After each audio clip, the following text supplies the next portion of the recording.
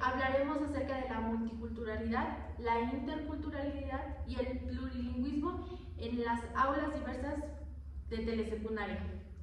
Nosotros somos Vanessa Galán González, Edwin Carvajal Sotelo, Víctor Manuel Rojas González, y el día de hoy tenemos un invitado especial, el maestro Rodrigo Hernández Campuzano. Mucho gusto. Nosotros somos docentes en formación de la Casa de Estudios de la Escuela Normal de Sultepec. Actualmente cursamos el segundo semestre en la licenciatura en Enseñanza y Aprendizaje en Telesecundaria. El episodio de hoy exploraremos el significado de educar en las aulas diversas y la importancia de reconocer diferentes culturas, lenguas, tradiciones, costumbres y cómo podemos implementar esas estrategias en cada una de nuestras aulas y cómo las fomentaremos nosotros. Y no te olvides de seguirnos, si eres docente o estudiante de pedagogía o simplemente te interesa la educación inclusiva, este episodio es para ti. Acompáñanos. Bueno, como primera instancia vamos a hablar sobre los conceptos claves. ¿Qué es la multiculturalidad? La multiculturalidad se refiere a distintas culturas concentradas en un solo lugar, o es decir así, distintas personas con diferentes culturas concentradas en un mismo lugar. Por ahí la multiculturalidad va más de la interculturalidad. Un ejemplo es en las aulas de clase, donde distintos alumnos vienen de distintos lugares, traen diferentes culturas, diferentes tradiciones, y esto es la multiculturalidad, concentrar a diferentes personas con diferentes ideas, diferentes tradiciones y diferentes culturas en un solo lugar. Por ejemplo, yo recuerdo que cuando yo era joven y estudiaba concretamente la preparatoria, yo la estudié en la escuela número 2 de la UAM, Nezahualcóyotl, y en ese entonces estaba muy de auge el multiculturalismo porque, bueno, parte de la identidad de muchos estudiantes dentro de la escuela. Yo me acuerdo que éramos cerca de 600 estudiantes de un turno más otros 600 de otro turno, eran 2 turnos, 1200 personas en un día estaban ahí juntas. Era caótico, pero al mismo tiempo era muy raro. A mí se me hacía raro en ese momento ver, por ejemplo, a muchas personas góticas, ¿no? Y vestidas de negro con unas botas de plataforma gigantes, maquillados, todo como un estilo muy vampiresco. Y de igual manera las personas que eran emos en ese entonces, la cultura estaba muy sonado el tema de ser emo. En ese entonces yo estaba, de alguna manera pertenecía al equipo de potros de fútbol americano, y nosotros hacíamos nuestro grupito. Y también existía otra parte de aquellas personas que pues, eran como que en sí, como que las más pudientes. Entonces se estaba seccionando de cierta manera toda la población estudiantil. Pero en el tema de la multicultura yo me sorprendía bastante porque, pues para ser sinceros, se metía un prejuicio completo de estas personas que eran emos y que eran góticos. Pero cuando entrábamos en las clases de ciencias sociales como literatura y demás, son las personas que más aportaban y más se enriquecían porque tenían el dominio de autores, tenían el dominio de teorías, tenían el dominio de muchas carencias que nosotros teníamos, por ejemplo, en el sentido de poder decir y debatir con el maestro titular. Sí, teníamos que comprender en ese caso pues, la diversidad que existía en ese entonces en su escuela. Entonces, pues de alguna manera acoplarse, también tenemos que saber valorar nosotros pues esas culturas, esas lenguas o esa personalidad de cada uno, ¿no? Y fíjense que chistoso, ¿no? Cuando todos nos vestíamos con la ropa que queríamos, éramos multiculturales. Pero cuando teníamos que ir de uniforme, se acababa la multiculturalidad. Y todos vestíamos igual, pensábamos del mismo color y hacíamos prácticamente de la escuela algo muy similar. Es algo muy relevante eso que usted comenta sobre el uniforme, ya que reduce la exclusión y el crear etiquetas entre los alumnos, ya que muchas veces se tiene la idea de ciertos alumnos que por vestir de cierta manera eres tal persona o X cosa. Muchas veces lo hacemos inconscientemente. Yo creo que a todos nos pasa de que llegamos y nos juntamos juntamos con las personas con las que nos identificamos. Pero, pues como usted comenta, es valorar la diversidad que se tiene en un solo lugar. Al igual, vuelvo al tema del uniforme, considero que es una buena estrategia, ya que pues no existen las etiquetas, no existe la exclusión, nadie es menos que nadie. Y pues considero que es una buena estrategia eso del uniforme. Como estrategia es una herramienta muy viable y muy factible, porque eso, como bien lo mencionas, te quita cualquier etiqueta que tú tengas, cualquier prejuicio, pero sobre todo te quita una barrera, y eso es algo muy importante que ustedes como formación pedagógica que están teniendo deben de identificar cuáles son esas barreras que impiden que el conocimiento brote y emane como una fuente. Bueno, pues una barrera es no aceptar a ciertas personas con ciertos criterios, y eso pues no debe de existir hoy en día en las escuelas de este siglo. Ahora, lo que menciona Edwin, como estrategia es buena, física y tangible, pero la mejor estrategia que debemos de tener es aquella mental. O sea, sí. no tener ese prejuicio, no tener esa barrera, no tener esa segregación, porque eso va a limitar que estas personas que son también súper inteligentes, todos tenemos muchas cualidades y dones, y esos dones en conjunto pueden enriquecer tanto una escuela como un salón de clase como una propia clase. Entonces, eliminar todas estas barreras y prejuicios va a hacer que este multiculturalismo de las personas enriquezca como tal. Lo más importante para nosotros como, en este caso, docentes en formación, que es aprender a dar clases de una manera productiva y generar aprendizajes significativos y prudentes, ¿no? Sí. Bueno, en el hablante del plurilingüismo, ¿usted ha tenido conocidos, compañeros, alumnos que hablan otra lengua? Sí, por supuesto. Justamente también en esa escuela estábamos en un programa de intercambio académico y tuvimos una compañera de Alemania y una compañera de Francia. Nosotros en nuestro salón, o sea, convivíamos con ellos completamente. Entonces, en el plurilingüismo fue muy complejo tener una misma idea, porque las expresiones no las entendían, pero la idea central no. Entonces, entender lo fundamental, nada más. Sin embargo, también tuve compañeros del municipio de Temuaya y ellos hablaban otomí. Entonces, como también tuve muchos compañeros que perfectamente hablaban bien el inglés.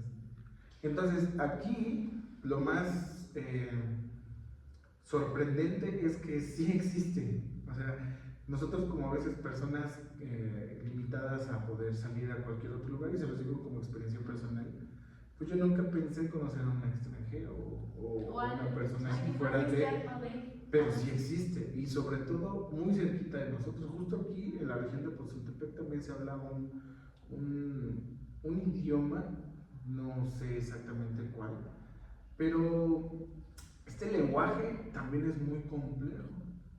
Incluso en las fiestas y en los rezos y en los cantos tienen ese lenguaje. Entonces, muchos hablan latín. Por ejemplo, yo me acuerdo que mi abuelita rezaba en latín. Entonces, pues, es también un plurilingüismo muy, muy grande. Y todo esto pues nos lleva a tener una apertura, pero también un reto de poder comunicarnos en una lengua que no es la misma para todos. Y aquí es una pregunta muy importante. Entonces, ¿cómo nos vamos a comunicar? Como docentes, una herramienta básica que tenemos es la comunicación. Porque por medio de la comunicación y la expresión de nuestras ideas, transmitimos un conocimiento, ¿no? Surge ese conocimiento de alumno docente. Entonces, este plurilingüismo, ¿cómo sucede? ¿Saben también qué anécdota tan padre sucedió en esa ocasión? Por ejemplo, nosotros podemos definir la hoja como un elemento de papel. En nuestro lenguaje castellano o español, pues es un elemento de papel.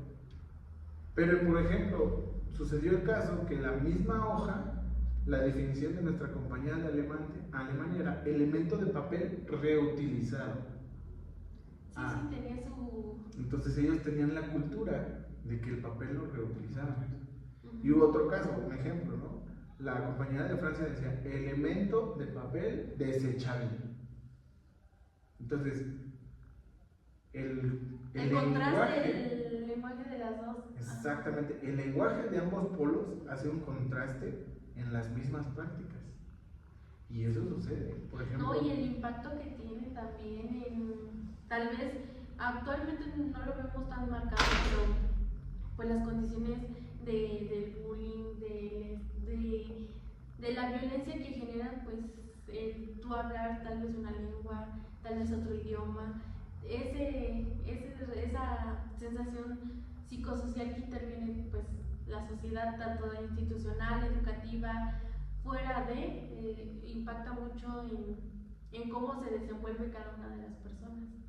Sí, al igual, pues lo que ya se mencionó anteriormente da contraste a lo que es la diversidad en el aula, la diversidad cultural, diversidad en todos los aspectos, ya que en un aula vamos a encontrar alumnos de todo tipo, padres de familia de todo tipo de personas, lugares, o sea, muy diferentes a lo que estamos acostumbrados. Y aquí le quiero preguntar, profe, ¿cuál es la importancia de reconocer la diversidad en el aula? Bueno, yo creo que todo tiene una base fundamental en reconocer una diversidad, y esa base fundamental es el humanismo. Nosotros somos humanos, nos podemos definir como humanos. Un humano también es un ser pensante, crítico y racional, pero también el ser humano es aquella persona que no es más que nadie, ni menos que nadie. Entonces, tener una diversidad, una multidiversidad dentro del aula es realmente importante, y la base fundamental de aceptarlo y entenderlo es pues, que justamente todos pertenecemos al mismo planeta, pertenecemos al mismo tipo social, somos humanos, y que una persona tenga una personalidad diferente a otra, bueno, hay una multiculturalidad, pero no significa que sea una etiqueta, no significa que sea como tal una discriminación, y mucho menos pues una característica que sobresalga o que subsalga para que se desarrolle el enfoque de la educación. Yo creo que adicional a reconocer la importancia de la diversidad cultural dentro de un aula, fuera del aula, donde sea, yo creo que es lo más importante reconocernos a nosotros como personas y valorarnos como personas.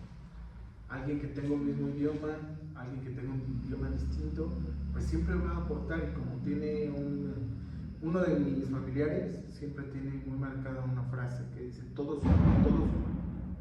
Si hay problemas, todos suman.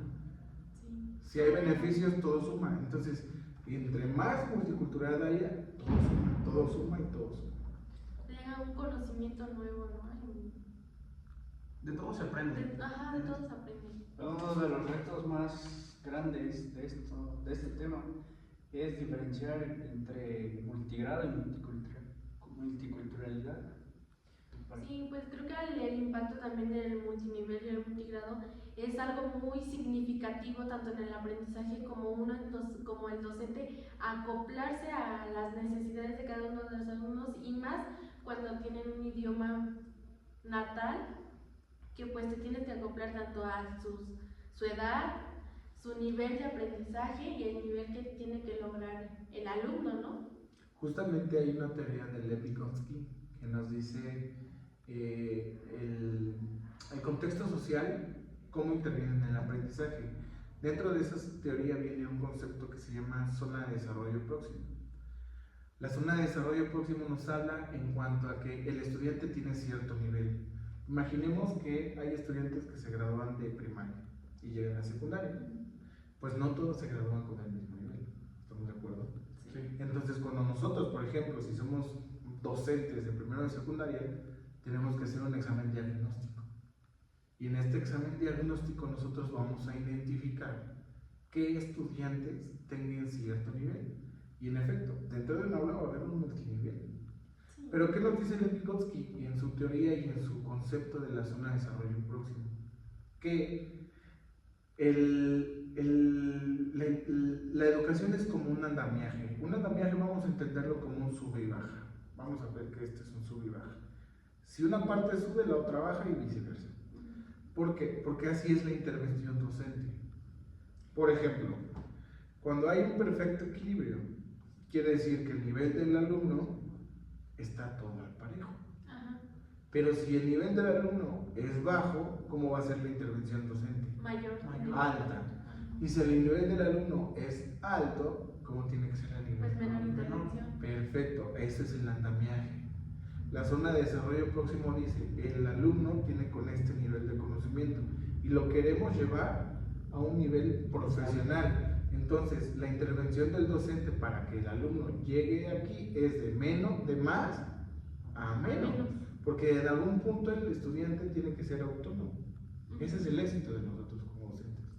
Ahora bien, el multinivel que vamos a tener dentro del aula es importante reconocerlo, porque ahí nosotros vamos a entender con quién debemos tener mayor participación y con quién menor participación, al igual que la multiculturalidad. Nosotros no debemos de ser personas que estén cegadas a esa multiculturalidad. Por ejemplo, hay personas que con base a su religión pueden hacer o no hacer ciertas actividades. La pregunta es, ¿los tenemos que obligar o tenemos que respetar esa parte? Pues creo que lo tenemos que respetar. Sí, en base a lo que es todo lo que ya se viene hablando, tener presente el respeto en todos los aspectos, ya que pues sí, existen diferentes culturas, diferentes pensamientos, pero al final de cuentas todo es respetable en esta vida. Bueno, es lo que yo considero, respetar las ideas de cada quien, respetar las tradiciones, ya que pues todos somos valiosos y como usted lo comenta, todos somos seres humanos y todos estamos en un mismo planeta. O sea, es algo que se tiene que valorar y respetar en nuestro entorno, pues. Bueno, y pues usted como docente que lleva ya pues años de experiencia, pues ¿cómo usted aplicaría estrategias o qué consejos nos daría a nosotros como docentes en proceso para pues aplicar una diversidad correcta en nuestras aulas de trabajo? Bueno, yo aquí sí estoy casado con una idea que tiene la nueva escuela mexicana. Esta idea se basa y se centra en el humanismo, pero yo le doy un poquito de más plus. Ese plus es la sensibilización. Entonces, tenemos que empezar a sensibilizarnos como personas, como docentes en formación y pues en el caso de alumnos como alumnos, en identificar para empezar cuál es el papel del docente en el aula, cuál es el papel del alumno en el aula, cuál es el papel del maestro, del director, del intendente, de las personas que conforman la institución, ¿no? A esto se llama sistema educativo. Hasta el mismo espacio físico es parte del sistema educativo. Entonces, mientras nosotros tengamos la sensibilización de qué representa cada figura dentro de él, vamos a entender que nosotros como maestros frente al grupo no tenemos el papel de juzgar. Y en el papel de alumnos, como receptores de conocimiento, no tienen el papel de excluir. ¿Okay? Entonces, entendamos primero el rol de cada uno de nosotros. Como consecuencia, si nosotros lo entendemos, viene otra parte de la sensibilización, que es el aceptarnos como humanos. El apoyo, ¿no? El apoyo. Fíjense que hay un video en internet que me gustó mucho. Es de un niño. Normalmente ese niño llega a su salón de clases y yo me imagino que es un niño que carece de recursos materiales y económicos, pero ese día es su cumpleaños. Entonces, cuando abre la puerta, todos le empiezan a cantar las mañanitas, lo reciben con un pastel y todos lo abrazan. Entonces, ahí se rompe una barrera de una segregación social. ¿Y qué pasa? ¿Cómo se encuentra el niño? El niño se encuentra feliz. ¿Y sus compañeros? Felices. Mucho más. Entonces, yo creo que la humanidad carece de muchos valores hoy en día y uno de ellos es la empatía. Hay que ser lo suficientemente empáticos para con todos, y dentro de esta empatía viene la aceptación, pero por supuesto que está mucho más marcado el ayuda. Tenemos que ayudar. Si dentro de nuestros roles, tanto como maestro y alumno, no está el ayudar, algo estamos haciendo mal.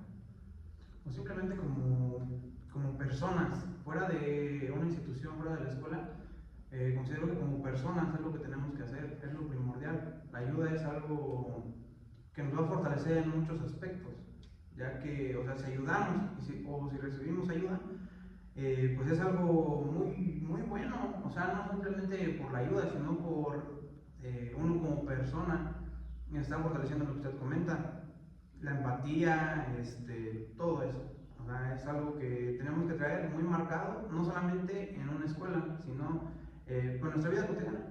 Sí. Y bueno, ya para finalizar la estrategia, una vez que se sensibiliza, se mantiene parte esencial de qué es la ayuda, de cómo es nuestro papel, hermana tus materias, hermana tus contenidos, también a desarrollar estos valores. Si me vas a hablar de álgebra y vamos a hablar de la distribución de la riqueza, bueno, pues vamos a hablar que no todos somos iguales, que algunas personas necesitan más que otros. Y esa es la mejor estrategia, pero sobre todo, cuando ustedes estén frente a grupo, cuando ustedes estén frente o tengan la responsabilidad de liderar un grupo de ciertas almas, porque son almitas y van a ser de tele, ustedes están en tele, fomenten que sean una solución y no un problema en la vida. Que esas personas siempre sean una solución. Y como solución no me refiero a que saquen 10. Con solución me refiero a que no hagan el mal. Entonces sí vamos a provocar y a detonar un cambio positivo, no nada más aquí, en todos los lugares donde estemos.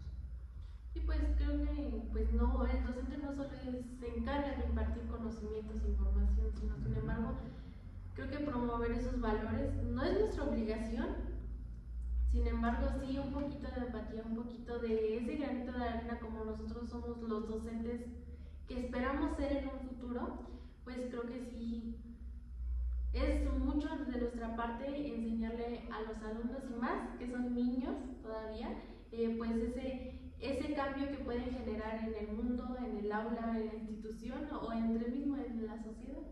Sí, y finalmente, miren, comenzamos hablando de multiculturalismo plurilingüista y una diversidad de personas en el mundo. Y todo, absolutamente todo lo podemos aterrizar en que mientras menos segregación hagamos socialmente hablando, menos problemas por resolver vamos a tener, menos guerras vamos a enfrentar, menos conflictos armados incluso vamos a detonar. Hay países súper desarrollados y ojalá algún día yo incluso pueda visitarlo, yo no he visitado ninguno, pero sí sé de muchos países que a donde llegan tienen la cultura de ayudar. Japón, por ejemplo, Dinamarca, y son dos países que están muy lejos el uno del otro, ¿saben? Muchos países de Centroamérica te tienen la mano desinteresadamente. Costa Rica son personas muy respetuosas, muy buenas, digo, también hay personas de todo, ¿no? Pero como se los comparto, entre menos conflictos tengamos por ser diferentes, menos guerras vamos a enfrentar. Entonces esa es una solución muy contextual, muy robusta, y yo creo que es un tema muy central que debemos nosotros tener presentes como docentes. Sí, que tenemos que llevarlos a nuestra vida real, la verdad, porque tanto nosotros somos docentes, sin embargo también tenemos nuestra vida y creo que es fundamental nosotros también conocer dentro y fuera de una institución pues estos tres conceptos muy importantes que nos llevarán a lograr cosas muy grandes para llevar una empatía, una armonía pues entre todos y cada uno de los ciudadanos. Por supuesto que sí. Y así vamos a construir una mejor sociedad. Es lo que se espera. Como comenta mi compañera, pues un docente no simplemente es el que imparte los conocimientos, es aquel que es un receptor de valores, una guía exactamente, es una guía, un docente, no simplemente es de ir, dar la clase y vámonos, o sea, interviene mucho en la vida de un alumno, un maestro, y pues es algo que yo creo que a todos nos pasa, o bueno, al menos en lo particular, de que recuerdo mucho a un profe de la preparatoria, de que pues marcó paso en mi vida, ya que pues estuvo para apoyar, o siempre es el maestro que yo deseo ser, o si no es así, quiero tomar algo de él para yo ser como me gustó que fueran conmigo, como me gustaría ser. Fíjense que también una definición como docentes es que somos agentes de cambio De nosotros depende generar un cambio positivo o negativo en la sociedad. Y entiéndase como sociedad no nada más en nuestros alumnados, sino también en todo el contexto. Y esto, parte de esto, de este cambio, parte de este positivismo en espiral progresivo, está el aceptar a todos por igual, ¿sí? Y generar esas ganas de ser buenas personas, y intrínsecamente brindar conocimiento que también muchas personas necesitan y necesitan. Sí, uno no deja de aprender en este proceso. Y bueno, pues con esto llegamos al cierre de este episodio, la Universidad de la Educación. Y pues gracias por acompañarnos en este episodio, y no olviden suscribirse, compartir este episodio y seguirnos en nuestras redes sociales. Estamos como Educación Diversa Oficial, y pues nos estaremos viendo en el próximo episodio. Y pues muchas gracias, maestro, por estar el día de hoy en nuestro episodio y ser una parte fundamental en esto. No, todo lo contrario, gracias a ustedes. Ojalá que se suscriban y ojalá que todo esto sea productivo y llegue mucho más allá donde realmente lo necesiten y lo ocupen. Un placer y gracias por la invitación. Muchas gracias.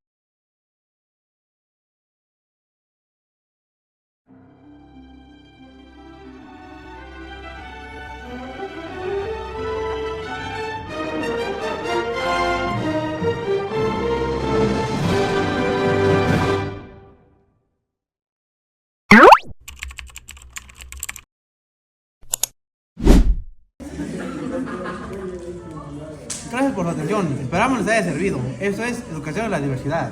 Saludos.